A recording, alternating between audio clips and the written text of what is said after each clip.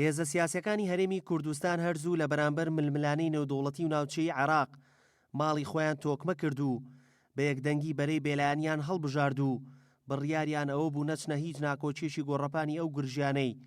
ڕووبەڕووی ناوخۆی وڵات بوونەتەوە. بەداخەوە ئێڵەم کە ئێستاچێ لە ئێستاچیە عێراق بووە مەیدانێک بۆ لە کاڵاکردنەوەی ناکۆکەکانی نیوان ئەمریکا و نیوان ئێران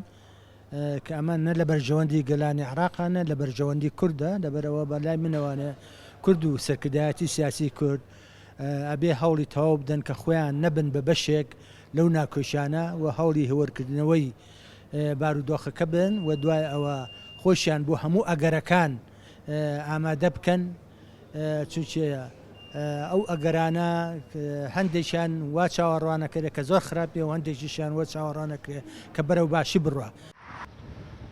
بارودۆخی ئەمنی و سیاسی عێراق کە هێشتا ئۆقرەی نەگرت و ئەوەی لێ دەخوێنرێتەوە کورد ژمارەیەکی بەهێزی ئەم دەوڵەتەیە و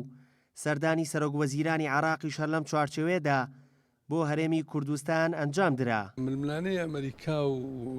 ئێران تازە نییە، خۆتان نەزانن لە سەرەتای ساڵی 79 دەستی پێ کردووە. ئەم ململانەیە لە نێوان فترەیەک بۆ فترەیەکی تر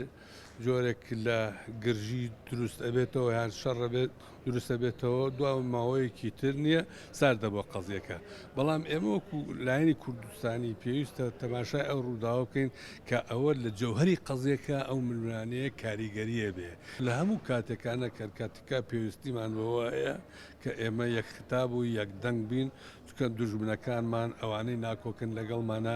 کەم نین زۆرن و ئەوان بەردەوام بەرژەوەندی ملەتی ئێمەیان نەگەرەکە هەر جارێکیش ئەگەر هاتبێتن هەنگاوێک هاتبێتە پێشەوە ئەوە بەپی بەرژەوەندەکەی خۆیان مامەڵیان لەگەڵا کردوین.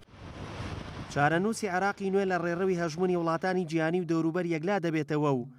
لەم قۆناغە کورد کە شەریکێکی ڕاستەقینەی عێراقەکانە لە بەڕێوەبردن